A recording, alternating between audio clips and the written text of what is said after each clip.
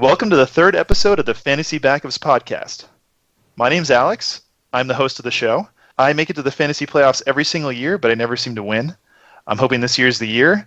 I do a ton of research, and hopefully that'll help you guys with your season. I'm Jim. I will either give you the worst or the best advice. It's your job to decide which. And I'm Ben. I'm the commish. That means I have a lot of opinions and think I'm right, but have no facts to back it up. That's the spirit, Ben. This is a laid-back fantasy podcast where we like to take it easy and just kind of give you our opinions, our insights, our research, and hopefully you can take something away from that and make a difference in your league. Before we jump into the receiver section, we're going to do Suspension Watch. Suspension Watch. In Suspension Watch, we do exactly what you'd think we do, which is covering different suspensions throughout the league. So we're going to hop right into it with Jameis Winston, which is a really big one, who just got suspended for 3 games at the start of the season due to alleged groping of an Uber driver. Do you guys think this matters? I really don't. If you're looking in Dynasty, it's 3 games. It's really not going to make a big difference to his overall value. His skill players around him, I see the biggest influence being to Ronald Jones. he's just not going to have as much time to practice with Winston as he would have beforehand. But for Evans, for not Brait anymore, O.J. Howard, no, it is still Brait. Both. Yeah, it's both. It's going to be the same thing. They have a rough schedule up front with the Saints, the Eagles, and the Steelers right off the bat. So it was always going to be a harsh 3 games for those players. It's just going to be the same with Fitzmagic. Yeah, my honest opinion is that they weren't going to win any of those 3 games. They're just very, very tough teams, and they're still a pretty raw team. Like O.J. Howard's a sophomore now. They have a rookie running back that's likely to take the reins, and he'll have to adapt to that, adapt to the offense, adapt to the NFL. So I didn't really believe that they were going to be winning any of those first 3 games in the first place. But I will say that this is bad news for Winston, who I was a huge fan of as like a sneaky back-end QB1 pick for this year. I think that now he kind of becomes undraftable because this is going to be 3 weeks right away at the start of the year that you don't even get to use the player. So maybe he'll be a good pickup, week 1 or week 2 if you're established, but I don't think he brings the value you need to draft him at this point. See, that was my take on it too. Always that trendy guy to finish in the top 12, and he's only done it like 1 time. He's never finished higher than 12. He was 14 one year, and he finished 22 last season. Yeah, he had an injury, but guess how many games he missed that year too? He missed 3. So he still hasn't ever been that top 12 guy that you really want, especially for the long term. For a season, you're probably going to want him with a different guy. Now, I agree with you, Murph. I think it's just he's undraftable. Don't even bother. You can pick him up earlier. Jim, you were kind of talking about other players earlier. I think Mike Evans is going to take a big hit. He only averaged 8.5 points without him last year. Didn't click right away when they came back. He only had 1 touchdown in the last 5 games that they played together. We've been talking up Ronald Jones too, and I really liked him, but this is going to take a big hit to his stock, so we'll see. Well, and see, he's not undraftable. In Superflex leagues or OP slot leagues, I think he's still worth a late-round flyer if you want to try to get somebody as either a backup QB or just, insurance. And then with Mike Evans, last year when he did have a slow start once Winston came back, that was still because Winston was injured, not because he was suspended. So that was still, his shoulder injury was bothering him a little bit. So I think Winston and Evans will have that connection. Once Winston comes back, it's just, it's going to be 3 weeks. I looked into this, and apparently Fitzpatrick, while he was playing, so Fitzpatrick is going to be the player that takes over for Winston for the first 3 games, but apparently when he was playing with Mike Evans last year, when Winston was out, he was producing at virtually the same level. So Mike Evans probably won't be affected too much by the lack of Winston in the first 3 weeks. So I wouldn't take that as a detractor from drafting Mike Evans, but obviously it's going to affect Winston directly, and I don't think it helps either of the tight ends. See, I disagree. I actually think Howard might still be one of the guys to do pretty well. Fitzpatrick likes to check down. We saw it with Charles Clay when they played in Buffalo. I think O.J. Howard still might be a breakout guy, like people said they would, just because of the way Fitzpatrick plays. I can see more targets his way. So I think we've pretty well covered the Jameis Winston suspension. Just another note to throw in there. He, I believe, settled and has accepted the 3-game suspension as of today. So that's locked in. There's probably no way that's going to change. That was the lower end of, like, that was kind of what they negotiated, was 3 games, so he didn't have to go through the process. It is kind of another hit to his character, too, so I don't know how long he's going to be for this league. He had problems in college. This isn't his first problem here, and it's not like he's been amazing going through, but we'll see. This just doesn't really help Jameis at all. It doesn't, but as we just covered a player that is almost definitely suspended for 3 games, we have another player on the docket that may not actually end up being suspended, but is currently on the list to be suspended for 4 games this next season, and that's Julian Edelman.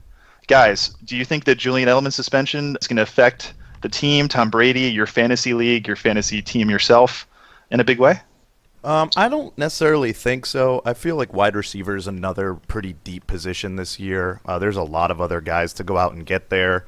He was also hurt all last year with a torn ACL. We don't even necessarily know if he's healthy from that.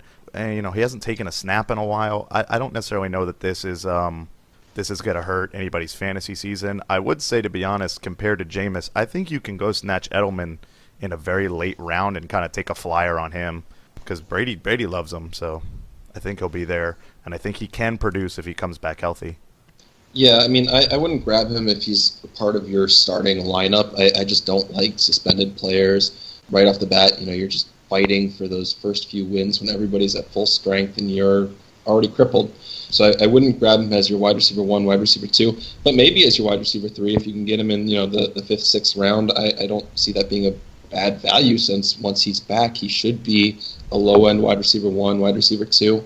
I think it hurts Brady the most, though. I mean, they ended up losing Cooks, Amendola, and now Edelman for the first third of the season. It's going to be rough for that offense right off the bat. I'm going to disagree on the 5th to 6th round value. I don't think Edelman's worth that at all, because you're rostering a player that you can't use for a quarter of the season. So, yes, Edelman's probably going to be worth it late game, but I'd rather fill my roster with guys that could end up being like surprise, show-ups like a Chris Godwin type or somebody else that's a high upside player, instead of just sitting there with dead weight, unable to move that player and then unable to make the roster changes you need to succeed early on in the year.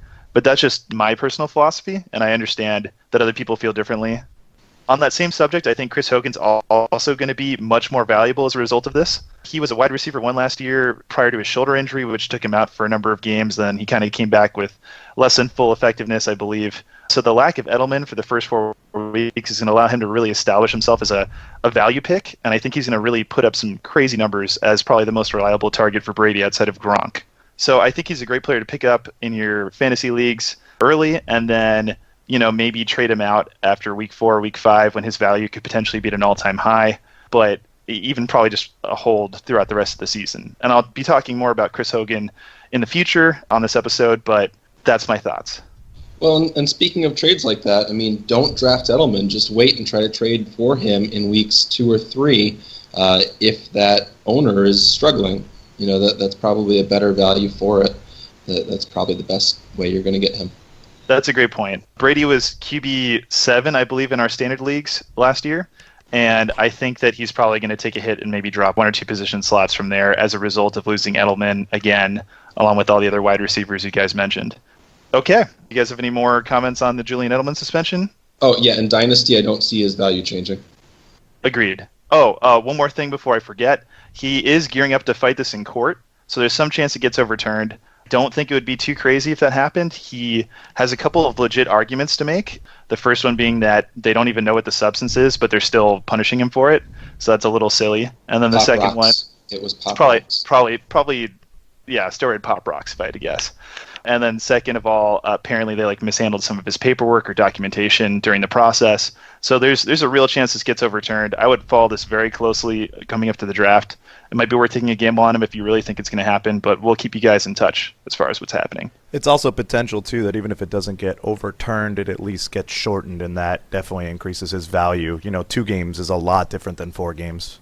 Or like last year with Zeke, where it's pushed back into later in the season.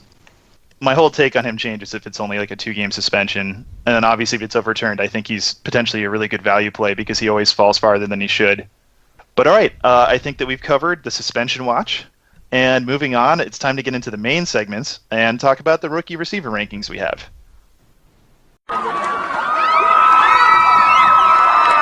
Rookie receiver rankings. In this segment, we're going to be covering our rookie receiver rankings. So that's going to encompass both wide receivers and tight ends.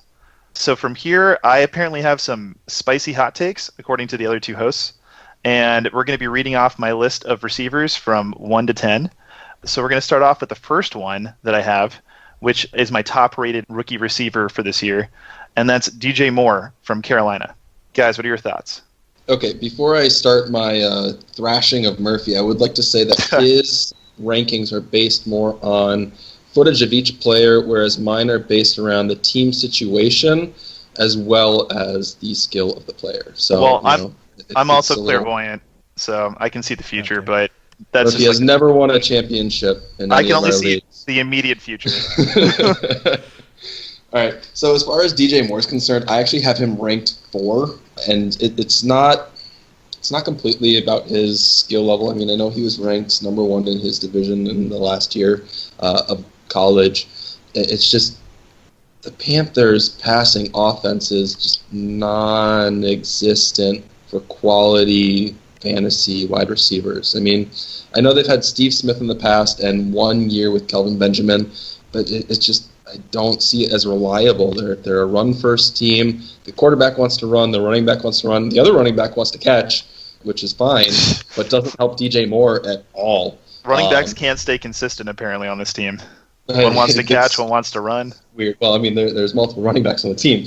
He will become the wide receiver 1 very quickly, I believe. I just don't believe in Funchess. I just don't see him being a real wide receiver 1, so he's going to get the hardest matchup on a team that is not pass first. So I just don't see him being that great, as well as only having 1 year over 1,000 yards receiving in college. I want to say that my rankings are mostly based on their college stats. I was kind of looking back, as well as some of their measurables in the combine too. Murphy, I'm a lot closer to you with DJ Moore. I have him second.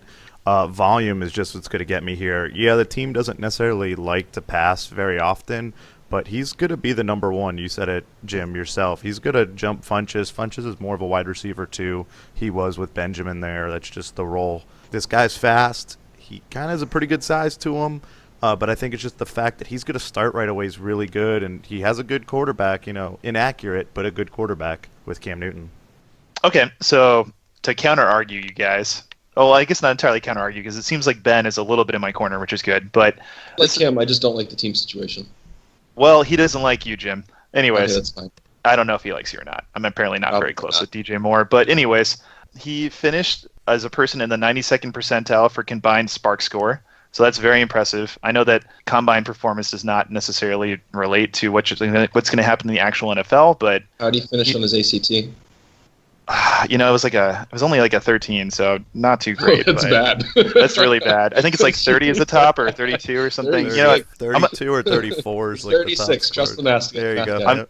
I'm not as clairvoyant as I claim, but he did great in the combine, which is promising. He was the first wide receiver drafted this year. Like, these are just obvious stats, but the reality fact is those things matter. It means that the team has confidence in him, and they know more than we do. We've made that pretty clear that we don't know more than the average person other than the research that we do and our passion for fantasy.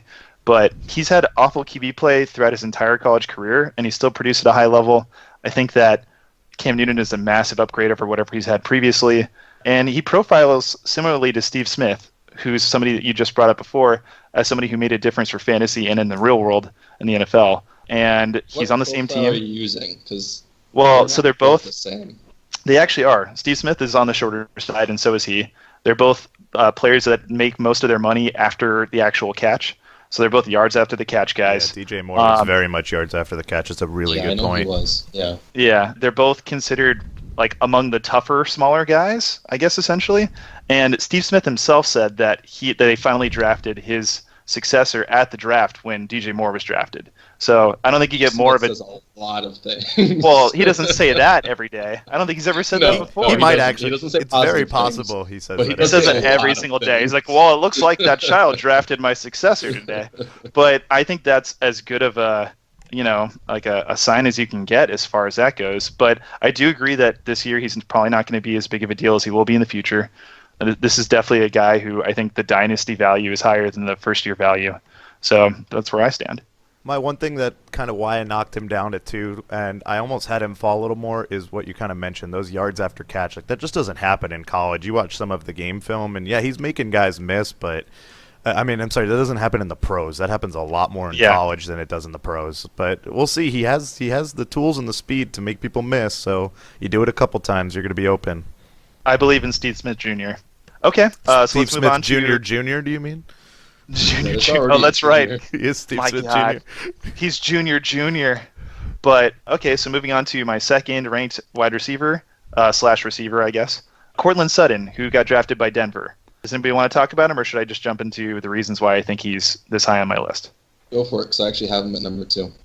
Ooh, okay, all right. He's a tall, big receiver at 6'3", and he's nearly 220 pounds. So he's your big prototypical deep field receiver. He's unfazed by contact, at least from the little bit I saw of his footage in college. He's not afraid to tangle with defenders down the field while looking for the ball. He's the type of guy that you can lob it up to, and you know he's going to be focused on catching and not on where he is physically, which is a good thing, I think, for the most part in the NFL, because you need that for your downfield receiver type. You need that for your red zone target, etc. And he's good at pass protection, which is something that most rookie receivers don't really have going for them when they go into the NFL.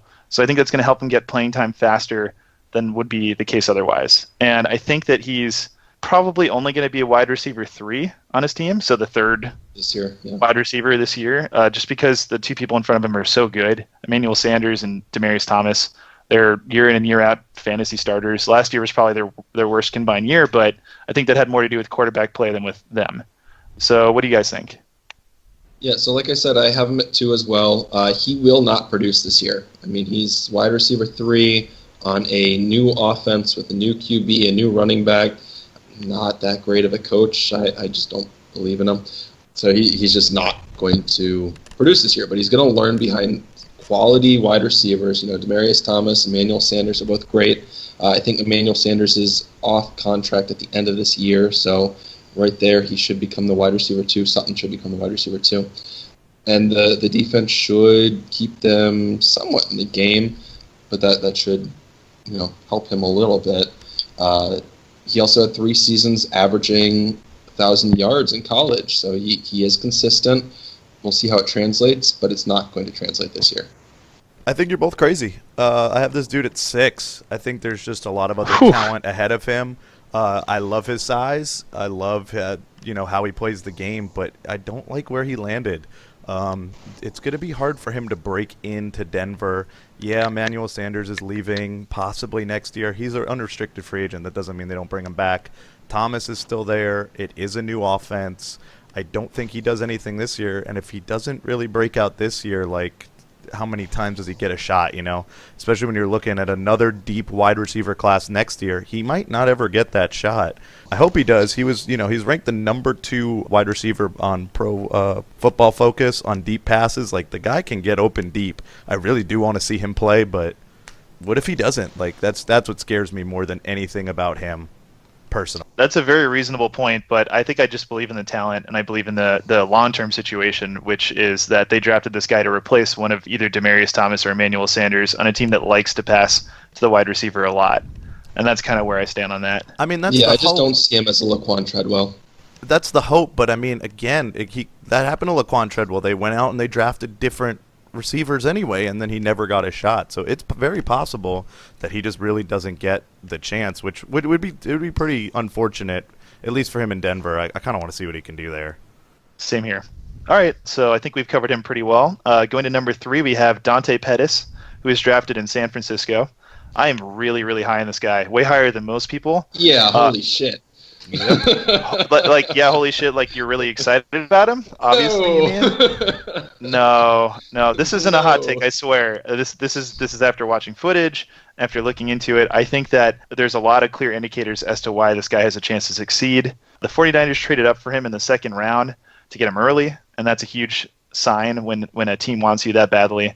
They did not grab anyone from free agency this year. There was a lot of talk about them getting an Allen Robinson type or, any of the other big name wide receivers that were floating around this year, Dez Bryant, and they chose not to do that and instead go out and get this guy, even though they could still get Dez Bryant. That's a good point, but they have the cap to go get one of those guys if they thought that was their better bet. And instead they chose to go with a rookie who they're clearly very high on.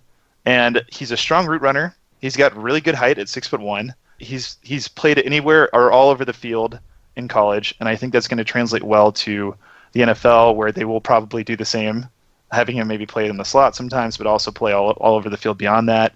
He's got Jimmy Garoppolo, who's a young QB that they can develop together, and I think that's exciting. And I have a lot of faith in Kyle Shanahan's ability to make offensive players fantasy studs. Then this is his guy. He handpicked him.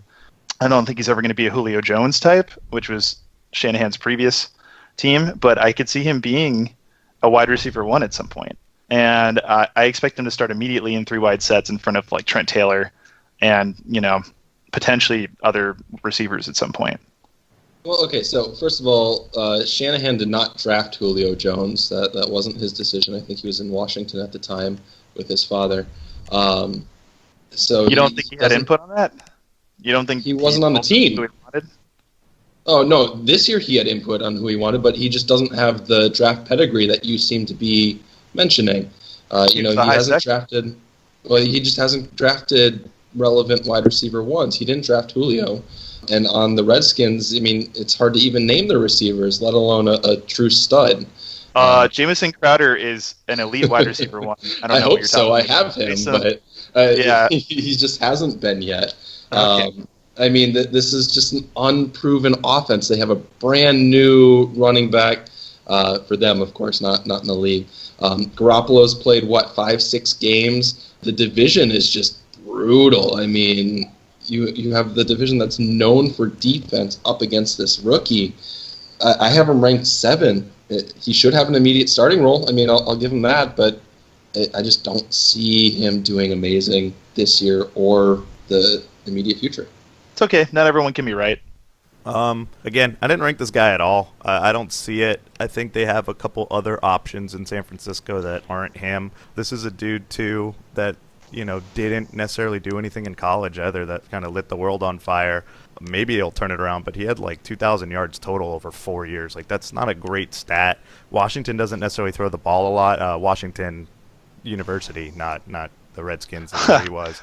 Yeah, he's on San Francisco. Yeah. No, but he played for the Washington Huskies. University of Washington. It is a pretty easy job to him to get to the 3rd wide receiver slot there, but we'll see how many 3 wide receiver sets they end up going. They have 2 running backs who can catch the football. They still have Marquise Goodwin. They still have Pierre Garçon, or they just brought back Pierre Garçon. They have 2 pretty decent tight ends, too. George Kittle might break out this year. I don't really see a lot of options. In the longer term, I might be foolish for not ranking him. I can maybe see where he breaks out, but again, they can go out and get a big name. You said they have the money. Free agency isn't done yet. I just can't believe you didn't rank him. You didn't rank Dante Pettis? I can't believe you ranked him 3. Yeah, I can't believe you guys. That's the crazier thing, I think. That's the shocker here. We will see. How about this, Ben? How about this? Would you be willing to do a dollar bet with me about Dante Pettis? About whether or not he finishes in the top 30 wide receivers this year? Oh yeah, God, for sure. Get in on this? Top 30? Yeah, for sure. Yeah, I'll dollar bet both of you. I don't give a shit. I thought you were going to give me top 10. I thought you were going to give me top 10 rookies or something. Top 30 overall. One second, guys. I'm going to make $2 total off of the 2 of you, but I need to explain what a dollar bet is to the people who are listening. Dollar bets are exactly what it sounds like. We do a dollar bet for some period of time. In this case, it's going to be throughout the rest of the season. And whoever's right gets $1 from the other people. So it's not really about the money. It's about the honor. And since I know I'm going to win, I'll invest those $2 towards something important, like a milkshake or something. So the dollar bet is in. It's me versus both Ben and Jim. And it's going to be about whether or not Dante Pettis finishes as a top 30 wide receiver this year, because that's how much faith I have in him being a relevant part of that offense. That you're willing to waste $2. It's perfect. I don't know. I could see him being Cooper Kupp 2.0 this year. That's something. Wasn't top 30, was he? Yeah, he was. Easy. Like 20, like 27 or something. Yeah. Anyways, I think that we covered him pretty well. So let's move on to my number 4, which I might cause some conflict as well because he is a tight end. But Mike Gesicki from Miami, I just see a lot of situational opportunity for him, along with his ridiculous athletic ability that he showed at the combine. Yeah, I don't know. What do you guys think? I have him at 4 here too. it's kind of hard to rank a tight end above some of these wide receivers, but it's just so shallow. It's such a shallow position that he's going to have a lot of value if he turns into the player that the Dolphins think he is. He's big, he can catch. I think that's just what they want there. And I think that value of having a player that can change a game, he might not be Gronk, but to have the guy that might be the next Gronk or like Zach Ertz, that's going to be a lot better than having one of these other receivers that, next year you can go and get one of those guys anyway, maybe. Yeah, the next Eric Ebron, right? Like the next really big name. Could be the right, next Jim? Eric Ebron, too. Jim has Eric Ebron in Dynasty. And I'm optimistic not so with luck. secretly I'm optimistic. hoping. That guy's going to break out, maybe. I could see him breaking out legitimately, but it's for now we meme. In the future, maybe not so much. Yeah. Okay, you guys are both homers, ranking him at 4. I have him Dolphins at fans. 5. All right, so suck on that. What a homer! We have a one spot above I do think you guys are picking bad kind of people to base him against. He's more of a Jimmy Graham type. He cannot block. He just can't. Well, if you remember the first episode, I profiled him as a Jimmy Graham type. So yeah, but that's not today, and new is always better. Well, right? So I got all nothing. right. So he is a Jimmy Graham type because he cannot block. He will be used in the passing game. My issues with him are his ball security. When he catches the ball, he holds it with one hand, and that's not good. He has to learn how to hold it, which I'm sure they'll work on in training camp. But still expect a few drop balls, a few fumbles early in his career. But you really don't expect much return on a tight end year 1 or 2 anyway. Long-term investment, 100%. Right. Well, I was just gonna say, I just don't see that offense as stable. He's gonna have a lot of turnover the next few years. I don't see Tannehill as the answer. They don't have a bona fide running back 1. There's been a lot of turnover in the wide receiver position. It's going to be a different offense 2-3 years down the road. So hopefully, he still has the same, at least, coaching staff so that he can at least learn the system. But we'll see. That was my biggest fear is his quarterback play, too. Like, who knows what the Dolphins are going to do next. And that's kind of what scares me. It's not like he's in a great system now, but at least Tannehill likes to throw to the tight end. They've tried it a few times with a couple other guys, and it just hasn't worked. But if they get an even worse QB or they just really never figure it out, this guy's just going to sit in a middling pack. So he strikes me as like potentially Evan Ingram of this year, where Evan Ingram was in a situation where everyone died on the Giants last year, and he got just pretty much everyone died. Let's be real, but they did. Yeah, and the Offense team needed him. The team needed him to be a target monster, and he showed up big time. He had a lot of drops, but he was raw as a rookie tight end, but the opportunity was there and the athleticism was there, and he showed up, in fantasy at the very least, in a big way. And I could see Gesicki having something similar happening in Miami, mostly because we literally don't have enough receiver talent to justify not involving him right away. Yeah, it's really barren. That's true. Yeah, we need him to perform. I don't want to get depressed about Dolphins talk right now. Maybe we'll be good. That's for the regular season. Oh, save that for the regular season. We'll get into team discussions. Okay, so moving on to the number 5 player on my list. It's Anthony Miller in Chicago. Does anybody want to talk about him first before I go into my stuff? Sure. Yes, you also have him ranked way too high. I have Anthony Miller ranked 9. He's so low on the depth chart with brand new weapons that they've brought in. Again, he's on the Bears. So the Bears are terrible as well. He has a new offense that's just completely unknown. Matt Nagy is known for helping out offenses, but Mitch Trubisky just he didn't necessarily prove it last year. The division is getting better defensively, and of course the Vikings have been better, unfortunately. So it's going to be rough that way. Luckily they will be playing from behind at least this year.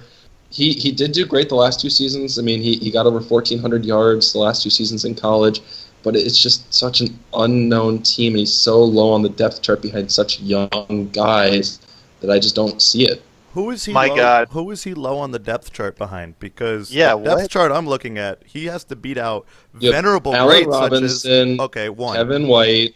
never played. They're going to use Tariq Cohen in the passing game this year because they have to. And I give Kevin White 2 games before literally a limb falls off. Yeah, no offense to Kevin White. on the Yeah. He is the Black Knight from Monty Python. He's getting there. He's going to keep trying, though.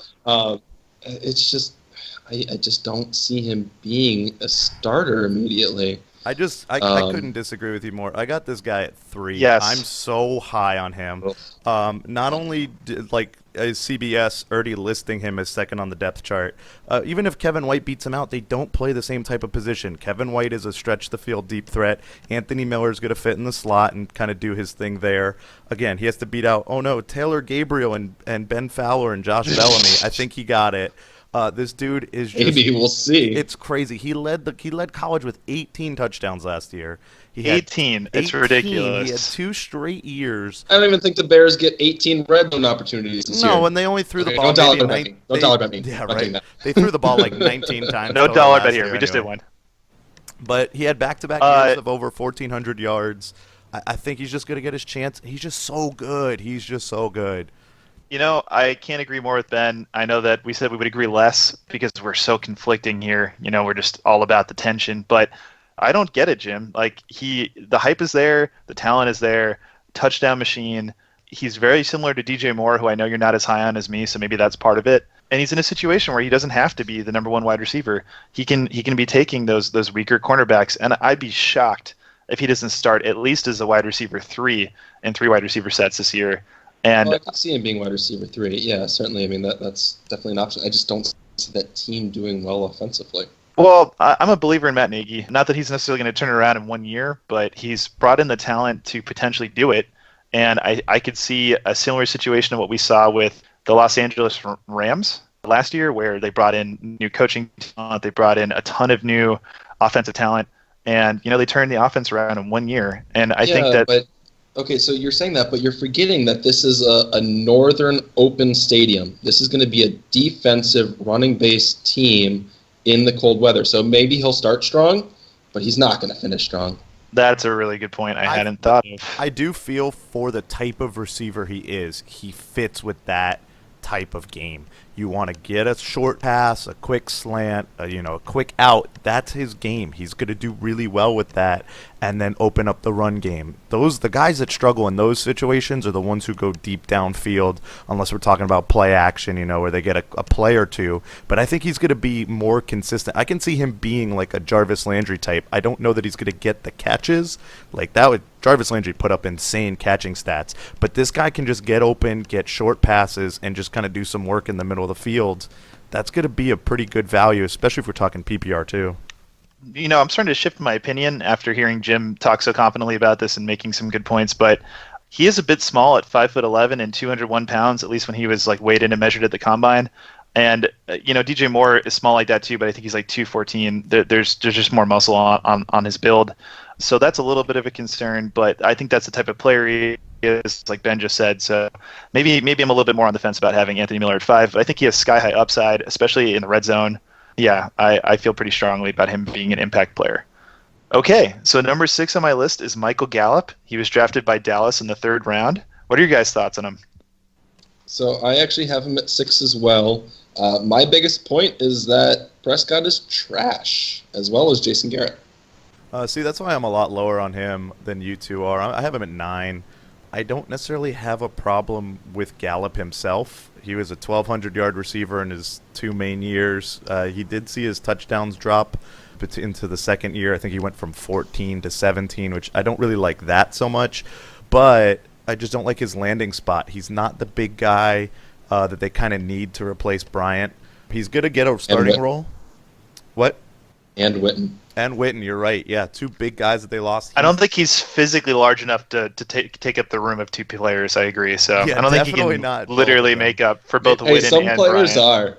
Well, I think if the next 2 guys that he's going to get past on the depth chart stand on top of each other, if Cole Beasley and Tavon Austin team up for one really tall mediocre receiver, they should have just drafted Vita, and they'd be set for wide receiver. Exactly. He's 300 pounds. Yeah. But I think he's going to get a starting spot that's really good for his fantasy value, but I just don't like the team. I don't necessarily know that Dak's a good quarterback. He had 1 good year and 1 really bad year, and they don't throw the ball, ever. They're going to run with Zeke, so we'll see if that hurts him. I think it will. That's why I have him at 9. Yeah, I mean, I agree with you, but because of the team that he landed on, he will have an immediate impact.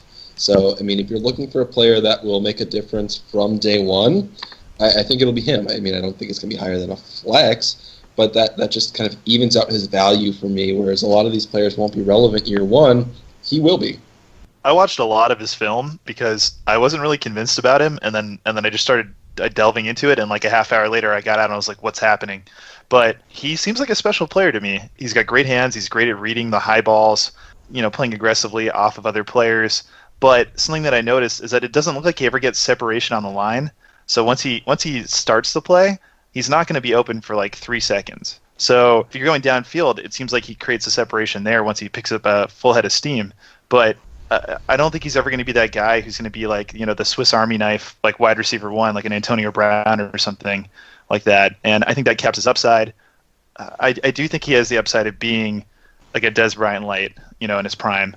And he's on the team that is looking to replace that role. So maybe it's there, maybe it's not. Another note is that Alan Hearns, who's also on that team, is actually larger than Michael Gallup. He's not much of the physical. He's also currently the wide receiver one on that depth chart. Yeah, I can definitely see him winning that job and Gallup taking a number 2 role for sure.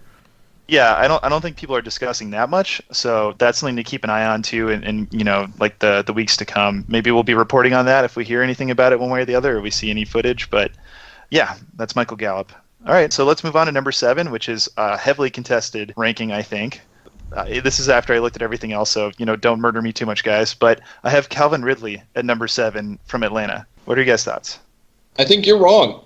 I think you're very wrong. I know both Ben and I have Calvin Ridley at number 1. You are wrong. Wrong. Can I jump in here? I don't think, not only are you wrong, I don't think you could possibly be any more wrong.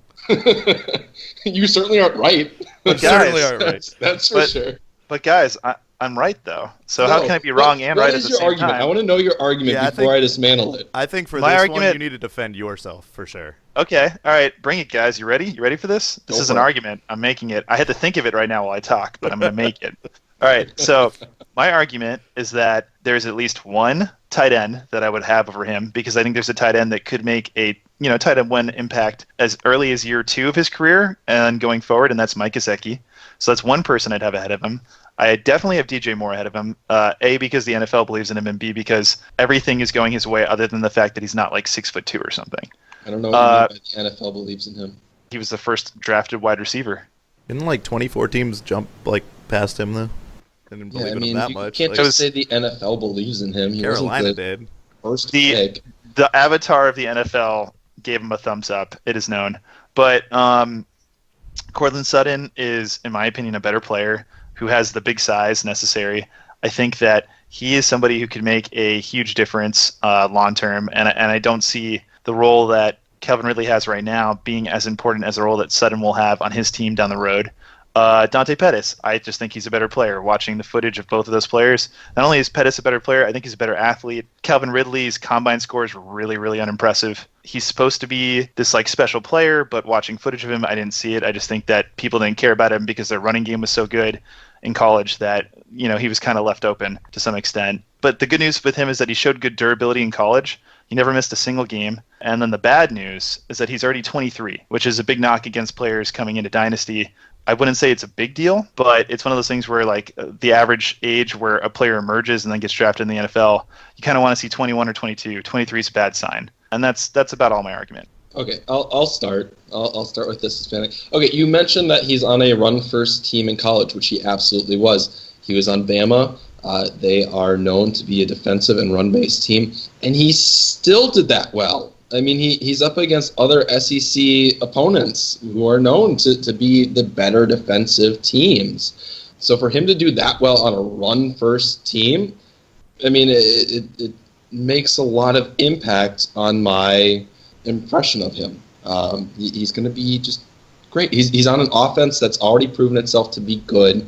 I mean, of course, they have a new-ish offensive coordinator who wasn't amazing last year, but with this offensive coordinator, Julio Jones isn't getting the red zone looks, so there's got to be somebody. They lost Taylor Gabriel. That's where you're wrong, kiddo. Julio Jones is getting the red zone looks. He had, I think, like the third most red zone looks of any wide receiver last year. It was like 17 targets.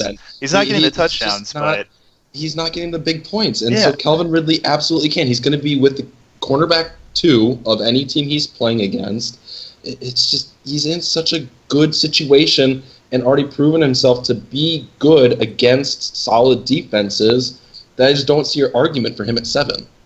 My only argument for him at 7 is that I think that there are players with higher upside and better situations than him. I think he's got a good situation, but I don't believe in him as a player making the impact necessary long-term to justify him over long-term picks like DJ Moore, Mike Gesicki, Cortland Sutton, and Dante Pettis. I don't know. I'm kind of with Jim on this one. It's just the guy put up pretty decent stats, collegiately for a team that does not throw the football. They don't. His receptions dropped every year. And that's concerning. It is, but that's it's more in college. But that's college, and it's Alabama. That's what they do. If they're going to lead, and they won the national championship last year based on running the football and defense, they're not going to throw. Yeah, they had 2 running backs picked very high in this draft. Correct. And on top of that, he still had the touchdowns aren't there again. That's not their game. I like to look at college stats, and they're not here for him, and I still have this dude 1. He still broke 1,000 yards. He was still 3rd all-time for total yards at Alabama. Guess who he was behind? Guess who? Julio Jones.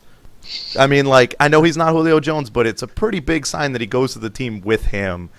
Guess who he's going to be behind in the NFL for at least the next 3 years?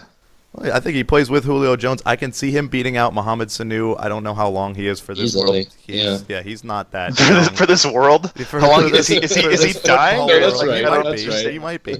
But I mean, I would see them going younger with him. It's not like Julio's old, so they would have 2 young wide receivers. If not, they're probably going to trot out some 3 wide receiver sets. I don't think it's outside of Atlanta to throw the football unless it's the 4th quarter of a Super Bowl where you're leading. In which case they don't do it then. To clarify, I believe in Calvin Ridley. I still have him in my top 7. He's somebody I ranked. He's somebody that I think could surprise me. I just don't think he has the elite athleticism to usurp a guy like Julio, and I don't think that in 4 or 5 years they will have ignored the wide receiver position and not drafted somebody who could be his successor. That's where I stand. I don't necessarily see them drafting a successor to Julio as also hurting him. Because he's not Julio Jones. The size isn't there. The type of game they play isn't there. So them going out and getting a successor to Julio doesn't necessarily hurt him in the future. It's not great. It's not a great sign, but I don't necessarily know that knocks him off, any sort of pedestal. All right. Well, I'm probably going to be wrong, but I feel pretty strongly after watching the footage. So let's move on from this super heated argument about Calvin Ridley, where I'm clearly right. And then focus on a new place. Apparently not, because everyone else thinks I'm crazy. And by everyone, I mean 2 people. But my number 8 player that I had ranked is Christian Kirk. He was drafted by Arizona. Jim, what are your thoughts? I mean, obviously, I think you're wrong since I drafted Christian Kirk in the second round in our Dynasty League. I have Christian Kirk ranked 3 on my rankings. I mean, I just like the type of offense that he's in currently. I see Josh Rosen being a good NFL-ready QB. This is going to be his wide receiver of the future. I mean, they're going to grow together. They have, of course, DJ holding up the backfield, so the defenses can't hone in directly on the wide receiver. He's going to learn behind the best slot receiver of the last few decades. I mean, if he's going to be a slot receiver, he's learning behind Larry Fitz. And if he's another Larry Fitz or even, a fraction of him, that's amazing for years to come. It's just, I like what they're doing on offense. I like that he's going to grow with Rosen. And I just see him being very good, which is why I picked him.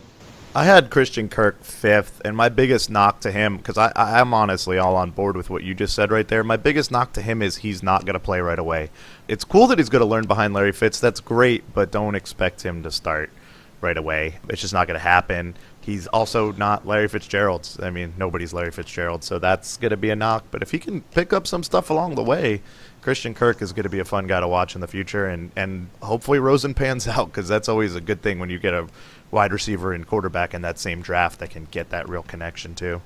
Yeah, I mean, my ranking is based on that. I do really like Josh Rosen. It's not for Sam Bradford? Is that what you're trying to say? Sam Bradford will be dead by game 3. That's very possible. That's not even that bold of a prediction. No. He's not long for this world, as Ben would say. Him and Kevin White can be on the stretcher together. Yeah. So I agree with almost all those points. I think Christian Kirk is going to be a good player in the NFL, but I also agree with the fact that Larry Fitzgerald is on that team and he is a premier slot wide receiver. So yes, Kirk will probably play in some form over the next few years, but he's not going to be the primary target. He's not probably going to be the secondary target because there's going to be a better wide receiver than him playing an outside role. And I say that because really just looking at him as a player, he played the slot in college his entire career. He's typecasted to the slot. He's a small player. Same frame as Jarvis Landry. What's his height and weight? Do you know? I think he was 6'1", 215. He's 6'1"? I believe so. That I don't know. If somebody wants to do research on that, I don't think that's the case. But I know he had the same build as Jarvis Landry. I mean, I've been wrong a million times before. 5'11", 200. That sounds more like what I imagined. Okay, he had disappointing combine scores, especially in the 20-yard. Which is also Landry too. Sorry to cut in right there. Yeah. Oh, so okay, touche. I was right, just with the wrong. You were right, just not Wrong with the measurables. Yeah.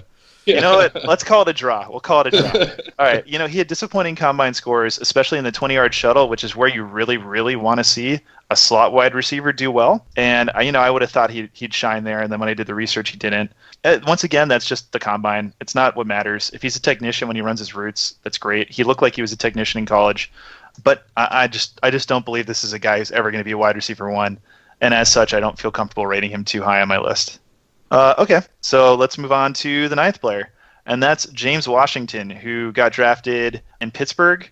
I have him at 9. I wanted to include him on the list because I believe in the talent. I don't think the situation is there because he's behind both Antonio Brown and Juju Smith-Schuster, who are two really, really good wide receivers, one of which is very young and likely to be ahead of him in the future. The Steelers are really, really good at drafting and maximizing the talent of their wide receivers, so that gives me a little bit of hope despite the situation. I mean, just the list goes on and on about wide receivers that they have made fantasy relevant and NFL relevant. He didn't have the greatest 40 speed, but I don't get that's where he wins. When he's playing the wide receiver position, he's more about being physical, about playing the opponent, tricking them into turning the wrong way, etc. Watched a decent amount of footage about him because I didn't know anything about him going into the rankings, and I think he's a special player. So what do you guys think? I have him similarly ranked. I have him at 8. He will be lower on the depth chart. Antonio Brown and Juju Smith-Schuster are, of course, better. I don't know about the Steelers, building wide receivers quite as much because they also drafted Wallace in the first round, who did not pan out for them, and of course Antonio Brown in the 6th round, who did. So it's kind of iffy as to what their development stages are, just because Wallace didn't work out for them. Antonio Brown turned into the best receiver we currently have. Now, with Washington, he's not the best route runner. Of course, Antonio Brown is. Juju's kind of somewhere in the middle. He did have 3 years of over 1,000 yards in college. My biggest thing is, again, they're playing in the north, in the cold, in a windy area, and I don't know how much longer Big Ben's going to play. Yeah, I have James Washington at 7th here. I ended up drafting this guy, and I got him, I think, in like the 3rd round, so it ended up working out Which pretty was well a for steal. me. Yeah, it definitely was. To tack on to those 1,000-yard seasons, he had 10 touchdowns in his last 3 years or more, too. I think it's going to be tough for him to break in Pittsburgh. That's the biggest thing. Antonio Brown and Juju are going to be ahead of him. But Antonio Brown's 30, so it's not necessarily, it doesn't mean he's going to be there forever. This could be the guy that comes up after him. We'll see. I'm kind of hoping more on him, but that's why we all have him kind of in the same area. We don't have him very high. We have him top 10. He has the talent to be there. I just don't know if he could. And this offense might look different next year. It might look different in 2 years. Who knows? Todd Haley's. On that note, Todd Haley, the offensive coach, is gone. Yep. Well, and I expect offensive Le'Veon coordinator. Bell to be gone as well. Yeah, Bell might be gone. Bell might. Who knows what he's going to do this year, let alone next year. Ben has been flirting with retirement for 15 or 20 years now. I don't know what it is. So it's just 2.0. Yep, pretty much. So we'll see, but they think they got the next guy up with Mason Rudolph. He might have his franchise quarterback anyway. It's possible. We'll see. But I'm rooting for this guy, especially because I took a chance on him. It couldn't hurt, especially if you have a deep enough draft. It definitely couldn't hurt in Dynasty.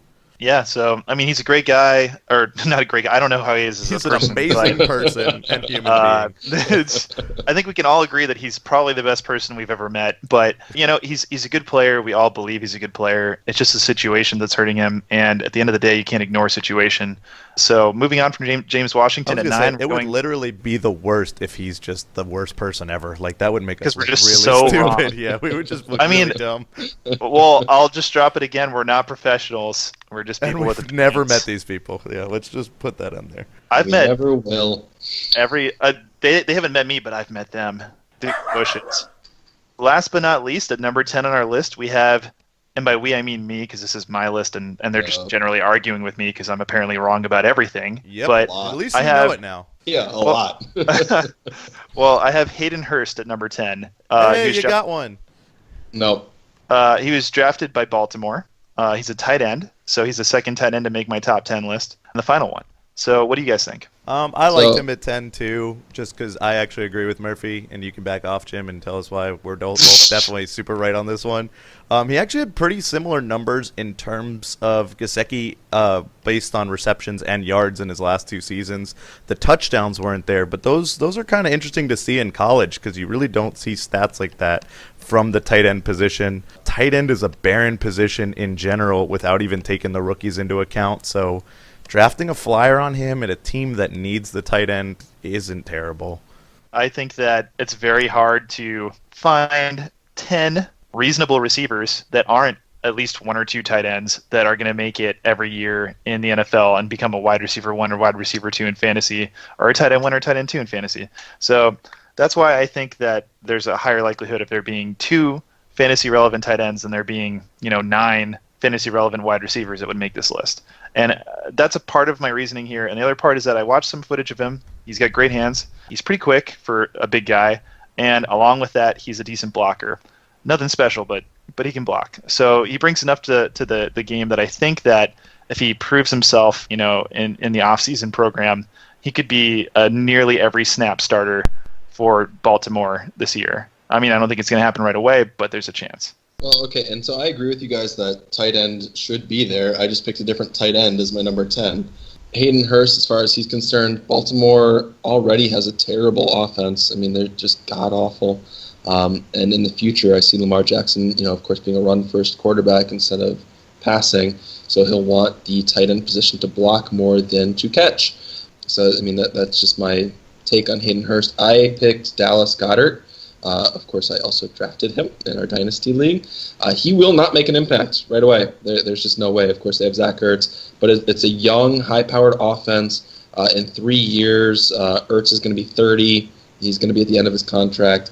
He had over 1,000 yards the last 2 years in college, which is great for a tight end, of course.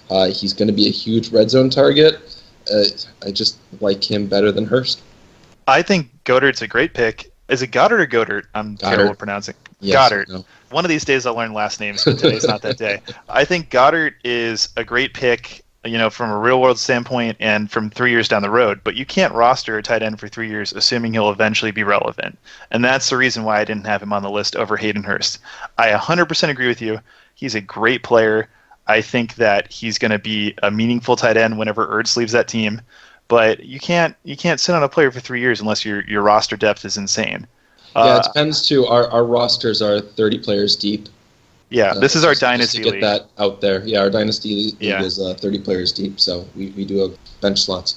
Yeah, if you're in a shallower league, it doesn't make any sense to hold on to a Goddard type. But Hayden Hurst has a chance to start right away. In 2 to 3 years, he could be a tight end 1 for all we know. Yeah, Right, I'm just basing this on long-term value. I think Goddard has a better career than Hurst. The reason I'd rank him the opposite way too, and having Goddard at like an 11 or 12 if we did this list a little longer, is the fact that you're kind of rooting for Ertz to just not re-sign and not play past 30. We've seen tight ends do it, Antonio Gates is still going. Witten just retired. I'm trying to think who's the one from Atlanta who played forever too. Gonzalez played for like forever too. So it's not necessarily that Ertz is gone when he's 30. He just poofs and disappears, and this magical slot opens up. Yeah. Whereas you can kind of bank on. Hey, I think Murphy kind of hit on the head. You can bank on Hayden Hurst. Hey, let me trot this guy out. Let's see what he does. I think Goddard might still be there, especially if you're in a league that isn't as crazy as we are with roster spots. Yeah, it's true. It's just that's also the most physical position on offense. I mean, it's the hardest to, play through as you age. So, I'm taking the chance, of course, in our 30-slot team. I just like his career better. He's absolutely worth a gamble, but there's a lot of tight ends that fight that theoretical argument, like Jimmy Graham, Delaney Walker, Gates, literally every notable tight end that I can think of, other than Gronk, who's still not 30. And is about to retire. He's talking about it. Yeah, that's a really good point, actually. But I guess I'm just saying there's a devil's advocate to that. I do think that Goddard is the best tight end to go into the draft this year and to get drafted. I just think he fell into a situation right away. Yeah. Yeah, but we'll talk about that again some other time. It'll probably come up every podcast at this rate. We'll figure it out. All right, and that concludes our list of our top 10 players. Do you guys have any bonus players to add or anything like that? The one I had that wasn't ranked, that I ranked, I had him at 8, was Traquan Smith. I just like being a UCF homer since we all went there. Go Knights. I think he was just a really good college player. He went to the best school in the nation. I already just said that. But he had a good size. He had over 1,000 yards and 10 touchdowns last year. He likes to get open deep, and he can find the end zone. It's going to be really hard for him to get a starting job. They have Michael Thomas, Ted Ginn, Brandon Coleman, all probably starting ahead of him. But who knows how long Ginn got, left. Who knows how long Breeze has. And that's my other concern, too, is I don't know what Breeze does. Also, Kamara's there taking away targets, too. But if he finds a decent way to sneak into a position here, I kind of like Traquan Smith in the future. He's in a really good offense. Agreed. And remember, we thought Brandon Cooks would be there forever at one point, and then, going into his last year, it became evident that he wasn't going to be there forever. And Ted Ginn's 30-something years old, like you said. There's a really good chance he could find his role in the offense. Yep. I've got you in my sights. Veteran receivers to target. It's time to cover our veteran receivers to target. This includes wide receivers and tight ends. So we're going to be talking about the value players at these positions that you can potentially get in trades or pick up. So let's start off right away with Ben. Who is your veteran receiver to target? My first guy to target, and I was kind of looking at this more from dynasty leagues, although I think you might be able to get him as a steal in a draft too, for redraft leagues, is T.Y. Hilton. I think he just had such a down year last year without Luck, and we've heard news of Luck coming back, but who knows what kind of quarterback he is. So I think a lot of people are still going to be unsure on T.Y. Hilton, and I kind of see that this guy, I think he's going to bounce back this year. I think if the price is right, you can definitely try for him. I think that's a good idea. I think just keep in mind that even when Luck was there, he was a boomer bust player. I mean, he'll get you those games where he has 24, 25 points. He'll also get you those 5 or 6 weeks. He did find a little bit of consistency the last season with Luck when Luck was fully healthy. I think he ended up he was a wide receiver 1 for sure. And he was always a wide receiver 1. I mean, that's what he finishes. It's just you have those highs and lows with him. Yeah, but he wasn't that, I think you described this in a previous episode, but the fancy Deshaun Jackson. I don't think he was that year when he finished as a wide receiver 1. All players have some inconsistent weeks, but he was finishing, at a wide receiver 2 level pretty consistently. So maybe they get back there.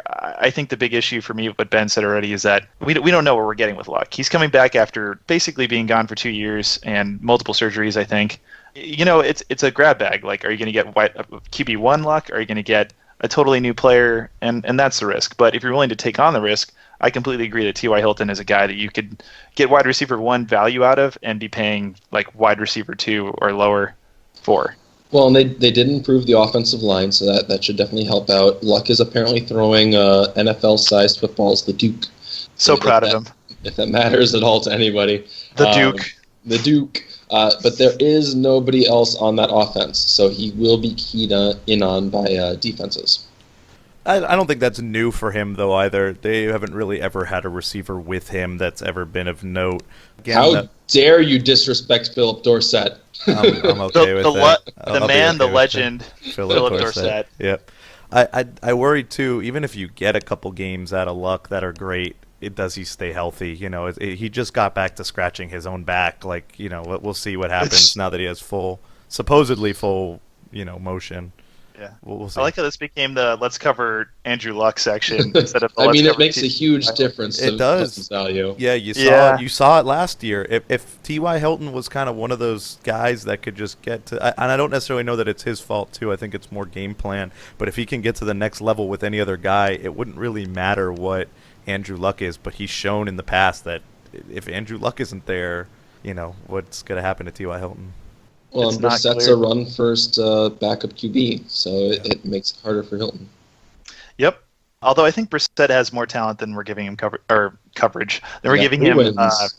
We're not giving him enough credit. I think he's better than people perceive him to be. He had nothing to throw to last year, and it was his first year being a starter, and I think he did all right. But all things considered. on a new team with a new playbook, he probably didn't learn until the end of the year. Like, it's just, he was playing with the Patriots that whole time. That's not the Yeah. Colts. Like, I was impressed with what he did. Yeah, all he things did fine. considered. He I did don't think fine. he'll ever be a starter, but he's a backup that I wouldn't mind having on my actual football team. Okay, so T.Y. Hilton, definitely a guy you could pick up in your leagues. Jim, who do you have next? So it pains me to say it, but I am going with the Bears player. I think Allen Robinson is a pretty great target right now. He's coming off an ACL injury. He's going to a new offense. He already wasn't on a high-powered offense, so I don't expect him to be overly targeted. I guess this is going to be his lowest cost.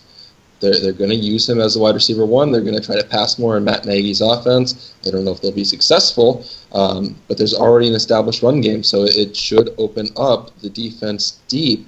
And he's only 24 years old. I had no idea he was only 24. yeah, he's super young. Yeah, I love he's very young. I love how quickly you flip-flopped by telling me Anthony Miller Oh, is yeah, the no. worst, Okay, by telling me that Allen I Robinson agree. is on I this agree. high-powered Matt I'm Nagy saying offense. Allen Robinson should be picked Hypocrisy. higher than his ADP. I'm not saying Allen Robinson's going to be the best wide receiver in the league. Hypocrisy. but you did- Thy name No, is no, Jim no, no, no. Markgraf. I am comparing values. I am not comparing players. All right. I don't know. All You just spent 20 minutes earlier saying how bad Matt Nagy's going to be. What a terrible offense. It's outside and cold. And now all of a sudden, no, they're going to throw to Allen Robinson because I really They wish will it early in happened. the year when it's warm. I also take offense that you are besmirching the GOAT that is Blake Bortles and not calling him a high-powered offense. To be honest, though, I really do like this They're pick. just not using Bortles correctly. I mean, they made it to the AFC Championship game, so I can definitely take offense to that. I think they figured it out just fine. Not with Allen Robinson, they didn't. Not with Allen Robinson, no. But I do agree with you. I do really like Allen Robinson as a trade target. He goes to a new offense where he's clearly number one. He played pretty well as number one in Jacksonville. He had one really good season. The injuries kind of scare me, though. He's been hampered by injuries a little bit, too. I don't necessarily know that quarterback play matters. As much as, I love former UCF Knight Blake Bortles, greatest of all time. He's not accurate. He has throwing issues, too, and Allen Robinson still succeeded. It's not like Mitch Trubisky showed anything amazing last year. Maybe he takes a step up, but I think Allen Robinson has the talent to overcome that. I mean, when you're grabbing Allen Robinson, you're grabbing him for his upside, which he's shown before as a top 5 wide receiver. Exactly. So, he did that just a few years ago, but it seems like forever ago because he had an underwhelming season after that with Blake Bortles, as we 3 years discussed. ago. 3 years ago, thank you. Yeah, and he was hurt last year. Yeah, and he had an underwhelming season and then injury. So you're drafting him for the upside of him being that elite talent, and I think he still is that elite talent. This is totally biased because I have Mitch Trubisky in a dynasty league, in our dynasty league. But I think Trubisky is going to do better in a different offense that's more tailored towards his specialties and his skills because he's a mobile QB with a great arm. So hopefully they'll take advantage of that, and Robinson's going to be a deep target, similar to the player that I want to transition to now, if that's okay. Go for it. All right, Alshon Jeffrey. He is one of the guys that I am very high on. This is kind of a cheat code for me because I already traded for him recently in a league, and I consider him a value. He played with an injured shoulder last year on a new offense, and he was still the wide receiver 16. Since then, he's had surgery. He's recovering from it, but theoretically, he'll be back better than he was last year. Played through it all year, apparently. It was like a torn rotator cuff, I believe, which is not, a season ender, apparently, but it's a problem. I think that's going to, help him in general. He got notably better as the year wore on. He developed chemistry with both QBs, Nick Foles and Carson Wentz, and I think he really settled into the offense over time. He kind of disappeared at the end of the fantasy playoffs, which was weird, but I think it had more to do with the fact that they were changing their scheme based on the teams they were playing. And I expect him to return fringe wide receiver 1 value this year, at least in standard leagues, which is what we talk about. But he's perceived as like a mid to low range wide receiver 2 in fantasy.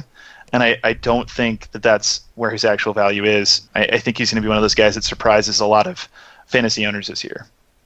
The issue with him is that they have so many players that they can use in the red zone that he just isn't always going to be targeted there. I mean, they have fewer running backs this year. The Garrett Blunt is gone. But it's just such a spread offense there. It is high-powered. I mean, they're going to get into the red zone, but they're trying to commit more to Jay Ajayi. Of course, they still have Zach Ertz as a huge red zone target this year. It's just a tough offense to succeed in because they do spread it around as much as they do. I worry on him, too, more on the fact of, kind of what you said. He disappeared with Foles, and again, yeah, they changed the scheme for Nick Foles. That offense wasn't as high-powered as they were with Carson Wentz, but it kind of concerns you when one of their top wide receivers just kind of pieces out. He still had a great year last year. I don't take that away from him. I don't necessarily agree with you that he's going to be a wide receiver 1. You kind of said it. He was being drafted as a mid to late wide receiver 2. That's kind of wide receiver 16. Can he bounce up from that if we get Carson Wentz for all 16 games? Yeah, sure. Does he break into the top 10? I don't know. That's a tough way to break in, and that's just more the talent ahead of him than his own talent himself. To clarify, he's I think his ADP is around wide receiver 18 or 19 in ESPN leagues right now in standard. And what I'm saying is that I think he'll be more of a 12, 13, 14 guy, so a fringe wide receiver 1. And it's not a huge value shift, but it's enough that it's something you should take advantage of because I think he does have the upside of being a top 5 wide receiver if for some reason that offense starts to target him a bit more. And the clicking that I saw happen at the end of the year with Carson Wentz and him continues into the next year. So it could certainly happen. I mean, he certainly has the skill for it, even though he used to be a Bear. It's just... it's so tough in that offense to suddenly get that many more yards and touchdowns that I don't know if I see it, but he has a talent for it. Yeah, I think that you're drafting him for his ceiling. The floor is going to be there. Like you said, if he drops 2 spots to 18, 3 spots to 19, you didn't really lose out on. Yeah, you didn't lose out on your pick. But if from 16 to 12, that could be a bigger difference. When you're almost having another wide receiver 1 on your team. Especially if you're kind of weak in a different area too. Yeah. I kind of agree. I understand where you're going with that, with trying to get him, especially because the value's probably there. He's probably going to be cheaper than, somebody else you might be drafting higher that might, have a worse floor. Trading for him now might be good, or even if you're in a draft down the road and you go running back early and often, that's a guy you could potentially get in the 3rd round who probably should be going in the 2nd. So things to think about. I mean, if you're in a dynasty league, of course, wait until the preseason starts. I don't know how much Carson Wentz will be used then. He probably won't play. Right, and so yeah. I think that's a great time to try to target him because I don't think that Jeffrey will be used a tremendous amount the way he will be in the regular season. So if you are in a dynasty or a keeper league, maybe try to target him, after game 3 of the preseason because that's when his value will be his, bottom. Yeah, panicky owner might want out after that, especially with the downward trend he looked in his last few games. That's not looking great, and you kind of know better at that point where it's like, well, he's Carson Wentz is kind of taking it easy. He might not even be playing in the preseason. He might not be healthy yet. Alshon might be a better pick further down the line. Agreed. Okay, so Alshon Jeffrey's covered. Jim, who's your next guy? I went with another young guy, another 24-year-old, Mike Evans. Again, I just think this is his lowest possible value. Jameis is suspended the first 3 games. He had a terrible year last year. I believe because of Jameis's injury, not because of their actual chemistry. He's in an offense where the roles are just defined, and he's proved before that he can be a top 5 wide receiver in the league. I just really like him, and I'd honestly wait until, the season starts to try to trade him. I don't think Fitzpatrick will do that well with him, especially with the slot of games they have for those first 3 where Winston's suspended. Yeah, I don't necessarily like Mike Evans. Jameis being out for 3 games hurt him last year. It's going to hurt him again this year. I just don't necessarily know that situation's as short up as we think it is with Jameis. The last coach is the one who brought him in, and I don't know what other quarterback might be there. We've seen Mike Evans with other QBs just not do very well. I guess it is Fitzpatrick, so you're kind of he did fine with Fitzpatrick. He didn't do great at all with Fitzpatrick. He was averaging, I think, 8 points, and I think it's because he had like one outlier game. He really didn't play very well. He was injured or suspended, I think, for one game. He didn't do great with Fitzpatrick. Yeah, not he like he punched does with Marshawn Lattimore, I think it was. I think he only missed 2 of the 3 games that Jameis was out, something like that. But I don't know. I'm not super high on Evans. I think you can get him cheap, but I don't know that you want him. Yeah, he has the talent, but I think he's proven more often than not that he's not that top 5 guy that we all think he is. Cheap is relative, and maybe not. I mean, he may not be top 5. I just think this is his lowest possible value unless he takes just a nosedive in performance. Yeah, I don't know that that's true, though. I think Winston comes back, doesn't look great, and you might be able to even get him cheaper. I don't necessarily know that this is the floor just yet. Yeah, we might not be quite at the floor yet, but keep in mind that he is a top 5 wide receiver in Dynasty at least, or at least it's a perception that the community has.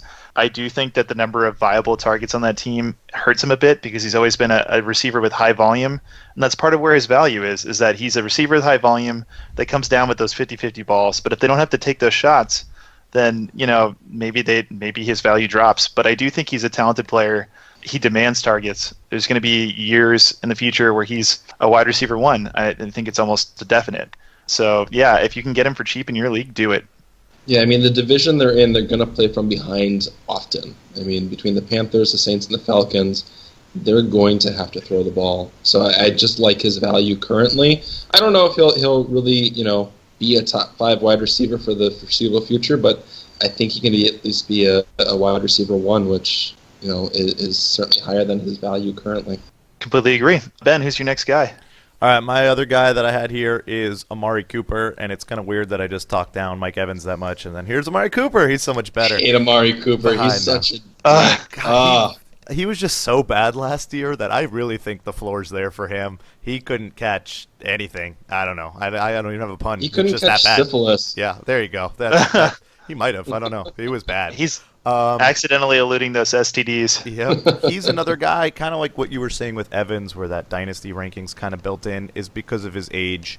I think, too, Cooper kind of falls in that. They're young. I think he still has the talent, if he can figure out how to catch a football again, that he's going to definitely be the wide receiver 1 on that team. There's no question about it. They just got rid of Crabtree, so he doesn't really have anybody else to fight.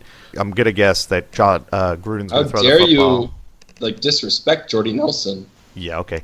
I'm going to keep on moving from that. How dare you? But I think John Gruden's going to throw the football more, and they have the franchise QB there. I think Derek Carr's going to be good. I think health has really killed him. But I think Amari Cooper can bounce back, and just what you were saying, Jim, with Mike Evans, I really think this is the cheapest you can get Amari Cooper. I mean, I think Amari Cooper bounces back just because it's hard to have a worse season than he had last year. He's going to get the volume. We know that. I don't think he's ever going to be the special player that everyone's hyped him to be, but I think he's going to be a guy that you can probably draft assuming a wide receiver 2 and getting a wide receiver 2 in the future, or trade for him for the same value. And he's one of those guys that there are going to be some owners that have really lost faith in him altogether after watching him play last year and seeing the stats. And those are the guys you want to target if you're in a league where you can take advantage of something like that, because he's going to get the targets. He's got talent, but he's definitely a boom-bust type guy, I would say similar to Doug Baldwin, where he's going to have weeks where he puts up like 20 points, and then he's going to have weeks where he puts up 4, and it's just going to be a part of your life if you own him. Last but not least, we have Chris Hogan, who's my last receiver on this list. He was a wide receiver 1 last season prior to his shoulder injury, which he's supposedly past now. He's got great chemistry with Brady. Edelman's out the first 4 games, which is huge for him because that gives him an opportunity to really establish himself as the top receiver on the team. We saw what he could do last year, once again, as a wide receiver 1 for that first block of weeks before he injured his shoulder. He's a bit older at 30, so he's not a guy you want if you're rebuilding, but you could take advantage of rebuilding teams and trade them a younger talent or upside player to get Chris Hogan if you're in win now mode in Dynasty. He's a good draft piece right now because his ADP is pretty low. So what do you guys think? I mean, I think it's a good pickup if, of course, Edelman's suspended. You have to follow that news, so I wouldn't necessarily trade for him right now if you're in Dynasty, just because you're not sure if Edelman's going to actually get those 4 games or not. And in redraft, I think he's a good pick for the start of the season. I just don't see him carrying it down the stretch once Edelman gets back, if he is suspended, or if they change their play style at all. I actually really like this pick. I think he's been a really good talent there anyway, even with Edelman and other receivers clogging it. A lot of people left, though, in the offseason. You mentioned Amendola. The big one you didn't mention, too, is Cooks is gone. Brandon Cooks got traded away to the Rams. Just a little bit more open in terms of getting Chris Hogan targets. Gronk always gets hurt, too, so that's going to add more targets. If it happens, yeah. If it happens, yeah. I'm not rooting for it, despite hating the Patriots. But, no, never root for injuries. But definitely Chris Hogan coming back from that shoulder injury is kind of worrisome, too. But if he's cheap or kind of later round, too, in a redraft league, he might be able to produce and get you a wide receiver, low-end wide receiver, too, or at least a flex, and I think you can do worse. Yeah, his ADP right now is about wide receiver 24 on ESPN. I think he could absolutely crush that if he stays healthy all year. I mean, you were looking at like a wide receiver 7 season until the injury. So, there's that upside. And with that, we're done. So just want to say thank you to the listeners, plural now. I believe we have 2+ listeners, so that's an improvement over last time, theoretically. We earned the S. We did it. We earned that S. This is the second S. We have listeners. Okay, next week we're going to be doing our way too early mock draft. Look forward to that. And you can find us online at the Fantasy Backups on Twitter, and then also at the Fantasy Backups Facebook page. So check us out there. Links to our website. You can check that out. We have our podcast there and potentially news and info down the road. We guarantee you at least a last place finish. Have a good day.